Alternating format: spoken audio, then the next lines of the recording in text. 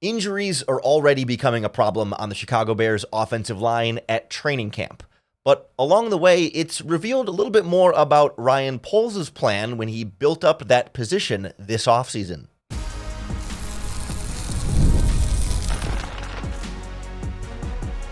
You are Locked On Bears, your daily Chicago Bears podcast. Part of the Locked On Podcast Network, your team every day.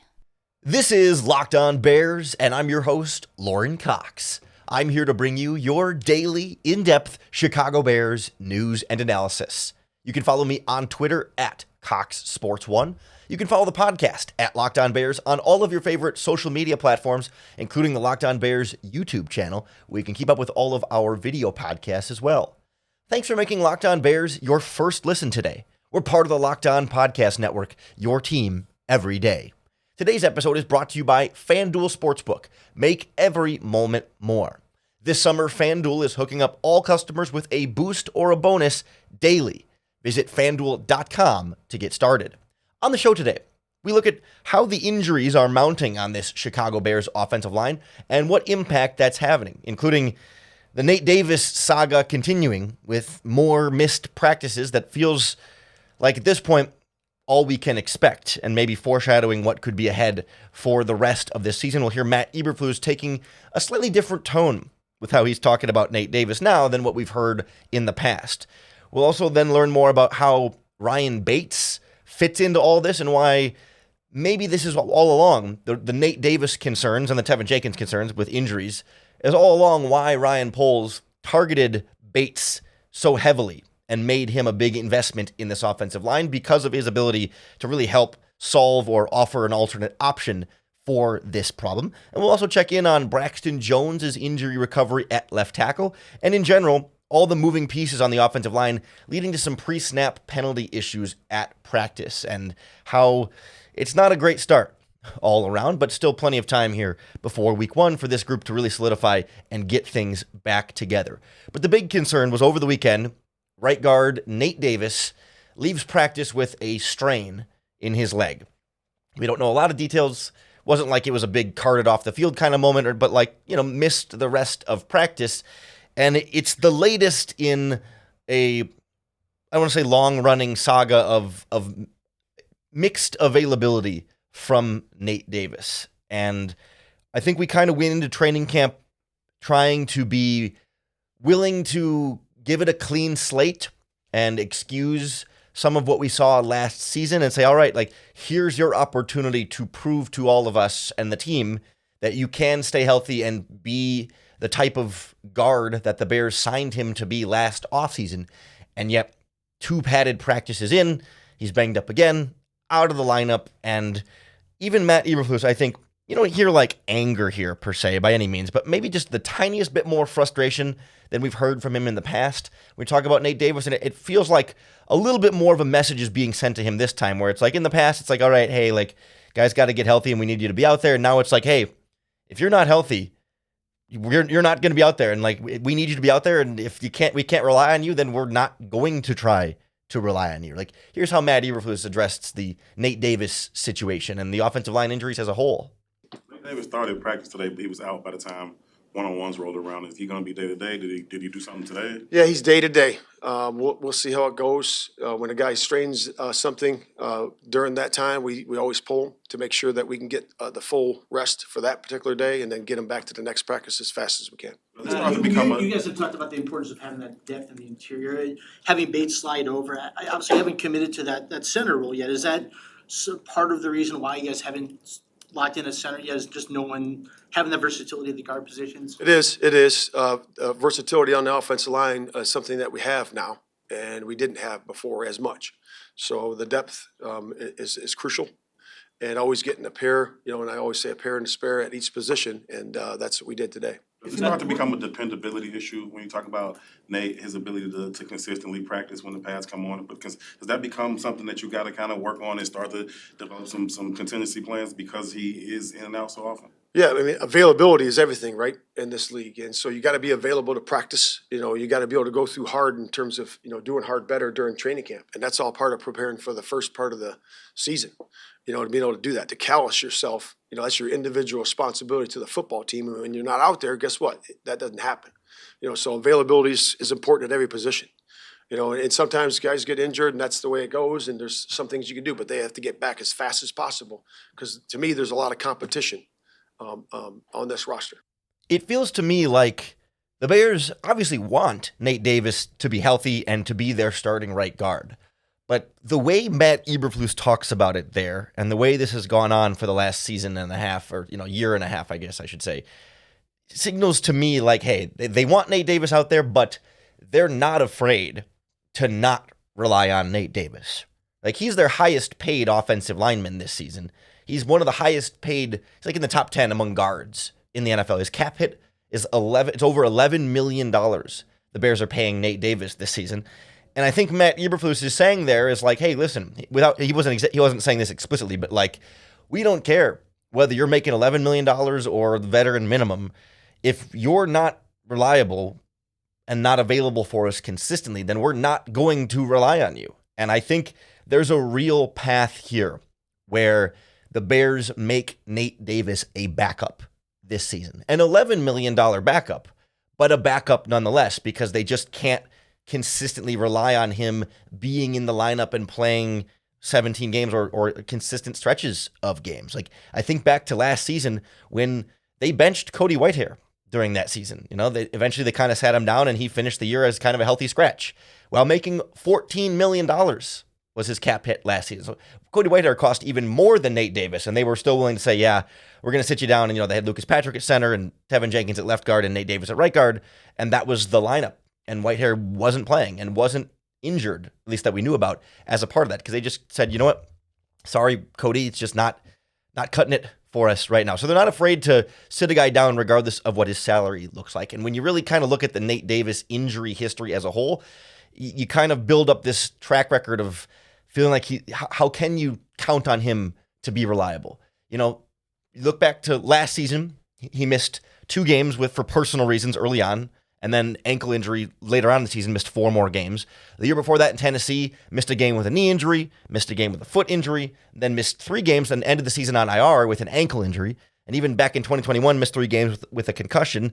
Then you fast forward to 2024, this summer, chooses not to participate in voluntary OTAs. That's certainly his right and his prerogative to not attend a voluntary thing.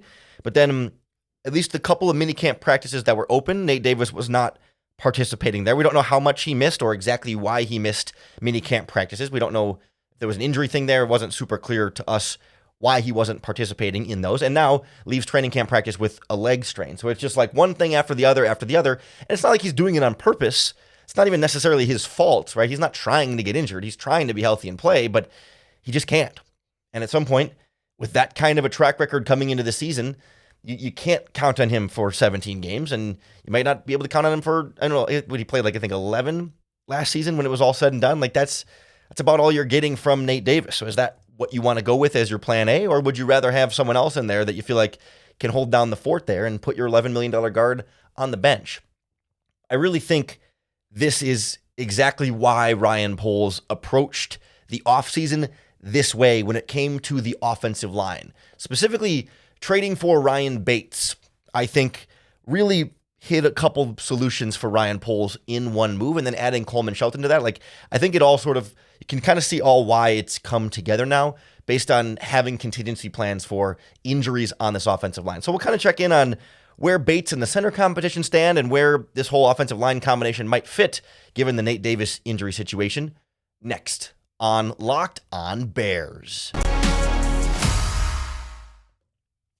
This episode of Locked On Bears is sponsored by FanDuel Sportsbook, America's #1 sportsbook. And even though we're in the slower sports months of the summers, don't have Bears games every week yet to bet on, you can still get your sports fix with FanDuel, including betting ahead on Bears Week 1 against the Titans. You can bet on Matt Eberflus as Coach of the Year, Caleb Williams as Offensive Rookie of the Year, and so much more. Of course, there's also baseball and soccer and Olympics and tennis and boxing and all the combat sports. And then before you know it, we'll have football back for you every single week as well. The best part is this summer, FanDuel is hooking up all customers with a boost or a bonus daily. That's right, there's something for everyone, every day, all summer long. So head over to FanDuel.com and start making the most out of your summer. FanDuel, official sports betting partner of Major League Baseball. I think Ryan Poles approached the offensive line in a very specific way this offseason to prepare for what we are seeing now.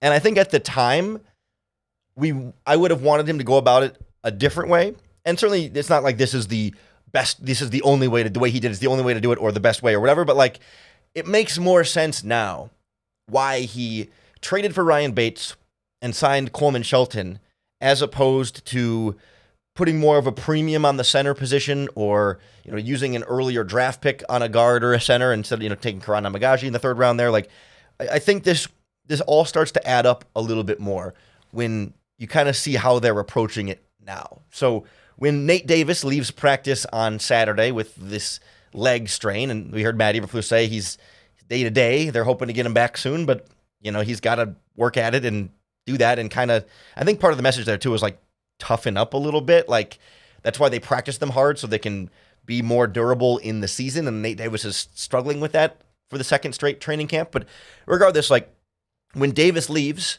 Ryan Bates goes from center over to right guard, and then Coleman Shelton comes from backup center to be the new starting center. And I can't help but wonder if that ends up being your week one starting offensive line with Braxton Jones at left tackle, Tevin Jenkins at left guard, Coleman Shelton at center, Ryan Bates at right guard, and then Darnell Wright at right tackle, of course. And whether that was that was not plan A that Ryan Poles had planned on when he traded for Ryan Bates and signed Coleman Shelton, but it was, I think, part of the process there, part of the thought process there was like, listen, we'll trade for Bates because he's been wanting Bates for a while, and I think this is exactly why, and we'll sign Coleman Shelton, and it will be a true center competition, and hopefully, those guys can just go at it, and one great center will emerge out of that. But if Nate Davis has injuries, then Ryan Bates can play right guard and Coleman Shelton can start at center. Like, I think Ryan Poles specifically targeted Ryan Bates because I think Ryan Poles views Bates as a starting caliber center and a starting caliber right guard in the NFL. And then it was going to then be up to Nate Davis whether Ryan Bates starts at center or starts at right guard. And depending on still what happens with Nate Davis, that may shape how that goes out. So they go out and sign Coleman Shelton to say, okay, we have a center who can start if Ryan Bates needs to start at right guard, but not a center that like we're paying so much money that he has to be the starter there. So like you have options. Like that's what Ryan Poles was really giving himself with his offensive line decisions this offseason. And clearly there was a specific emphasis on Ryan Bates being the key to unlocking all of it. And I think Bates can feel that a little bit too, and really is happy to be here and thinks that he's fitting in really, really well. Here's how Bates has described his experience so far. Why do you think Ryan wanted you here so badly? I can go on and on. Feel free. No, I think I fit well in this offense. Wide zone team. I'm athletic. One of my biggest attributes is my feet. And as like I said, today was first day of pads and got the hit, and I feel like this offense, it does well for me, and I think I do well for the offense, and I can just try to put my best foot forward every day and just try to embrace it. How would you describe the difference between you and Coleman's playing styles? We're very similar. We're both lighter guys. We're not 320, 330 pounds. We both can move really well. We play really similar. We come from the same coach in the past. He had in LA, I had in Buffalo. So we've been coached and taught the same things prior to being here. And so we have the same mindset, the way we think, the way we move. It's all very similar. Which coach was that? Aaron Cromer. And then last year he had Ryan Wendell, who I was with for 4 years in Buffalo. One of the other things Ryan Bates revealed was that when Ryan Poles traded for him this offseason, it was not the first time Ryan Poles tried to trade for him. So we knew that in free agency, I think it was 2 years ago, the Bears signed Bates to a contract. He was a restricted free agent. The Bills matched that contract, so he went to Buffalo instead of Chicago. But Bates said twice since then, the Bears have tried to trade for him from the Bills and were unsuccessful. And it was only this third time that the Bills agreed to the trade and sent Ryan Bates over here. So clearly, Ryan Poles has believed in this guy very strongly and was trying hard to get him here. And I think that's where this all comes together, right? It's like he is the Nate Davis insurance policy. He's either your starting center or your starting right guard, and you've got Coleman Shelton, who can start at center if he's not going to be at right guard, and you've got Nate Davis, who can start at right guard if he can stay healthy enough to do so. And it's all part of this theme of Ryan Poles really trying to add more versatility to their offensive line depth. The past couple of seasons, they really haven't had guys that can move around a lot as far as the backups go, but they've added a few this offseason, and I'm curious to see how it shakes out in the 53. Because if you look at the linemen the Bears brought in this offseason, plus kind of Larry Borum, who they brought back as well, but like Ryan Bates has started 2 games at center, 3 games at left guard, and 13 games at right guard over the course of his career. He has played a lot more right guard than center so far, so it would make sense that Ryan Poles saw him as someone who could start for Nate Davis if he needed to, but also seems to believe in him strongly enough as a center. Coleman Shelton, signed from the Rams, has played mostly center in his career, 28 starts at center, but has started 3 games at right guard and 1 at left guard. So both Bates and Shelton have started NFL games at all 3 interior spots. Shelton, obviously a lot more center, Bates a bit more guard, and that's where I wonder if that might still be your week 1 starting offensive line combination if Nate Davis just isn't able to go. But they also went out and they signed Matt Pryor, who had spent last season with the San Francisco 49ers, but had been on the Colts and a few other teams before that. He started games at left tackle, and right guard, has some snaps at left guard in his past, but hasn't started at left guard, but has played all of the non-center offensive line positions. So Pryor can play guard, can play tackle. They signed Jake Curhan, who was a backup for the Seattle Seahawks with Shane Waldron the last few seasons. All of his career starts have come at right tackle, but he has played both left guard and right guard in the NFL. So he can play 3 different positions. And then you still have Larry Borum, who has started at right tackle and left tackle a lot, has also started a game each at left guard and right guard. So he has started at all 4 non-center offensive line positions. Like, he has been a valuable backup for them. And I know, like, we talk about Larry Borum being on the roster bubble, but like, you kind of forget Larry Borum has started a minimum of 6 games every season for the Bears. Started 8 as a rookie, 9 in 2022, and then last year he started 6 games. So like, he's basically a starter. He's basically the 6th starter on your offensive line. And I would expect Larry Borum is going to stick on this Bears 53-man roster. But the nice thing for the Bears is like, okay, if Nate Davis can't go, maybe you put Ryan Bates at right guard and Shelton at center, but then you've got Pryor could be a backup right guard, Curhan could be a backup right guard, Borum could be a backup right guard, Karan Amagaji could be a backup right guard. Like, you've got a bunch of different guys who could fill in at a bunch of different positions. Borum and Matt Pryor can play tackle. They can play left tackle, left guard, right tackle. Everything but center. You have multiple linemen who can play everything but center. You know what I mean? So then if Tevin Jenkins goes down, you got 3 or 4 guys that could fill in there. If Braxton Jones goes down, you got 3 or 4 guys that could fill in there. If Darnold Wright, I mean, any of the non-centers, you've got a lot of backup offensive linemen who can play a lot of positions. And then at center, you've got Bates and Shelton who can both play center. You still have, Doug Kramer will probably be on the practice squad. They signed Jerome Carvin as a kind of an offseason free agent. He's played center before. Like, they've got a couple of depth pieces there, but really, you've got a lot of different options here. And that's what Ryan Poles really wanted to create, because he knows that Nate Davis misses a lot of time. And so far, Tevin Jenkins has fairly consistently missed time throughout his career. And that's why they haven't signed Jenkins to a big contract extension yet, because they want to see how that goes for him this season. And now Braxton Jones is starting to be on the beginning of a little bit of an injury trail here, missing some games last season, getting banged up this offseason, and now at training camp as well, banged up once again. So we'll hear from him about his injury recovery and that process, and how this is all affecting the offensive line play that we're seeing at training camp next on Locked On Bears. The Locked On Bears podcast is sponsored by Gametime. Gametime is the best way to get tickets for all of your favorite live events. I use Gametime all the time. I have it on my phone. That's how I get tickets to go to concerts, comedy shows, sporting events. I went to a couple Bears games with Gametime last year.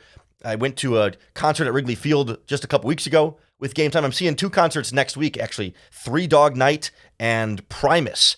Got my tickets on Gametime because I can see my view from my seat right within the app. So I know exactly what I'm going to be getting with my purchase. And I also know exactly how much I'm going to be paying because Gametime has all-in pricing. So there's no added fees added on at the end of your checkout process that makes your tickets cost way more than you thought they would. So take the guesswork out of buying tickets with Gametime. Download the Gametime app, create an account, and use our promo code LOCKEDONNFL for $20 off your first purchase. Terms apply. Again, create an account and redeem our code LOCKEDONNFL for $20 off. Download Gametime today. Last minute tickets, lowest price, guaranteed. The injuries have not just been limited to the left and the right guard for the Bears, because now Braxton Jones has entered the conversation. I mean, he's still only entering his 3rd season.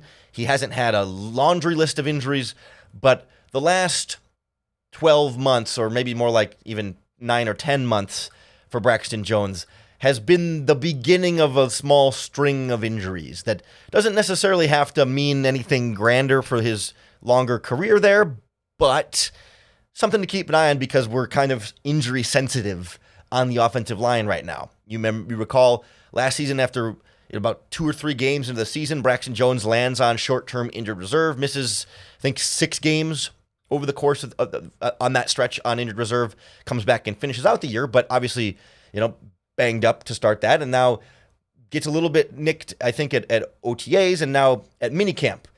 Right away, missing some practice, and has been slowly kind of ramping back up ever since. And he was asked here at a press conference over the weekend, are you 100% or how close to 100% are you? And he doesn't exactly say yes. You know what I mean? I try not to read too much into his words here, but he never affirmatively says, oh yeah, I'm 100%, I am feeling great and ready to go. It sounds more like yeah, I'm doing fine, and I'm getting there, but this wasn't like a super confident reassurance of nothing to be worried about. It was more like a downplaying whatever might actually be going on here. How close are you to being 100%? I'm back. I've been going just the ramp up and making sure everything's going by period to period, and each period I take more, just making sure everything's good. But I'm back running smooth. So how frustrating has it been for you? I mean, your first year you didn't miss a snap, and then obviously you went through what you went through last year, and then had something come up in the spring. What's that been like for you to kind of navigate that? Yeah, I mean, just even in college, I didn't miss very many snaps, and so it's definitely tough. It's a mental grind for me, but I've been definitely just trying to work on my mental and stay balanced through the tough times of injuries. It is football. I mean, the way I play the game, I play it one way all the time, so there's going to be injuries. So I think the biggest thing for me is keeping a mental balance all the time, and just knowing that it'll be all right, and just trusting the head trainer Dre's process for me and everything that he's done for me through those injuries, and just keep on going and battling through them. It is football at the end of the day, so there's going to be injuries. So hopefully it's just a couple of minor blips along the way for Braxton Jones, and he gets back to his previous history of being really reliable and durable. I mean, he mentioned it there. Didn't miss much time in college, played all of his rookie season, pretty much every snap. I mean, he was an Iron Man for this guy early on. Missed some time last season, but didn't let it be a lingering issue over the course of the season, so that's encouraging, and this is still just the beginning of training camp. So I am in no way panicking about Braxton Jones or raising this as a major red flag that we should all be really worried about, but it's just we're already worried about Nate Davis, and we have some concerns about Tevin Jenkins, who, by the way, has occasionally been in and out of training camp practice with little nicks and bruises as well. So now, we might as well include Braxton Jones in here to not just, stick your head in the sand and pretend everything is fine over there, when maybe it's just something to keep a little bit of an eye on at left tackle. The problem is when you have, Larry Borum's been filling in with Braxton Jones, and then you've had different guys filling in at left guard, and they know they've tried different right guard rotations in the past, but you've got Bates at center and a Bates to right guard, to Shelton at center. When you've got different guys moving in and out of the offensive line lineup, it creates its own set of problems. It's good that guys are getting experience with different players next to them because injuries happen during the season. And then if you have to throw one of these guys in that spot in a game, it won't be the first time that they've all been together on the offensive line in that kind of order. But we're also seeing this offensive line have a lot of pre-snap penalties at training camp practices. It's false starts. It's guys not knowing the snap count or being exactly aware of when and how they're supposed to move and being eager to get on the play and make their blocks and stuff. And certainly some of that's with Caleb and a new quarterback as part of that process. And Andrew Billings, as a nose tackle, has been loud, and he yells at the snap too to try and make them think it's actually Caleb who is yelling. And it's kind of a game that they play to test this offensive line that pushes them to grow. Like, it's not just the injuries and the moving parts there, but that certainly doesn't help. You know, if you had all 5 guys in the starting lineup all playing all the snaps together, it's a lot easier for them to really lock in on one page and know exactly what everyone around them is doing and what the snap count's supposed to be and how the cadence is going to go and whether it's a silent count and all that stuff. Like, having that continuity there would help that a lot. And having different guys coming in and out is definitely makes that more challenging. And so overall, I think it's definitely panic time for Nate Davis. That one I think is legit, but the rest of the offensive line I'm not ready to panic about just yet, but it does feel like a pretty inauspicious start to training camp with, Darnell Wright's really been the only guy holding down his spot consistently. I guess Tevin Jenkins has been pretty healthy too, so I don't want to make it painted as though Jenkins has missed a bunch of time or anything, but Wright's the only one who I don't know that has missed anything significantly at training camp so far. So that's not good when it's 4 out of 5 guys in and out of the lineup at times. If it was just the Nate Davis situation and Braxton Jones was fine and Tevin Jenkins was fine and Darnell, okay, maybe that's not as big of a deal. But now Jones is ramping back up. Jenkins has been a little bit nicked and bruised, and the 2 centers are rotating, and Nate Davis is now missing time with a leg strain. It's like, okay, we better not panic, but we better check in here and make sure that there's a plan and a backup plan here. And clearly Ryan Bates has been the onus of the plan there, the real key to all of this versatility being unlocked by Ryan Poles here and building this offensive line so that he has an insurance policy for Nate Davis, backup plans and contingencies across the entire position. Instead of, last year they had Dan Feeney who could play some center and some guard, but obviously wasn't very good at those spots. Then Larry Borum was kind of your swing tackle, and they had Aviante Collins a little bit, but Jatari Carter could really only play guard. There wasn't a lot that you could move around last season, but now they've got some options. And so we'll see how the 53-man roster shakes out with who they keep based on what positions they feel most comfortable with these players playing. Do they trust Borum equally as a tackle and a guard?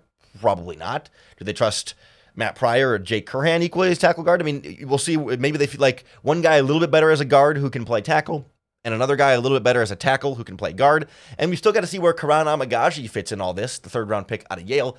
Still not a full participant in practice, still on the non-football injury list. We haven't even seen where he's supposed to fit in the mix with all this. He could still be another part of this plan here that we haven't gotten to really see take shape just yet. So that's why we're keeping close tabs on the offensive line throughout training camp. And you're going to want to keep tuning into the Locked On Bears podcast for any and all injury updates we get up front. Make sure then that you're hitting that subscribe button on YouTube or wherever you listen to podcasts, because that's going to be the best way to keep up with all of our daily, in-depth Chicago Bears news and analysis. Thanks for making Locked On Bears your first listen today. We're part of the Locked On Podcast Network, your team every day. Coming back tomorrow and make Locked On Bears your first listen once again as, we getting plenty of fast and furious updates from training camp on Velus Jones and this kick return competition, how the offense is doing with a lot of mistakes early on, but a normal part of the process. We'll have to check in on that here shortly as well. Tyler Scott making some good progress as well. I mean, we're getting a lot of great training camp coverage, and we haven't even gotten to Hard Knocks yet, which is still coming up right around the corner. And hey, they're playing a preseason game really soon too. So a lot still to come in this upcoming week that we'll have all covered for you on Locked On Bears. So tune back in for that. And of course, you have to check out Locked On Bears for your next opportunity to bear down.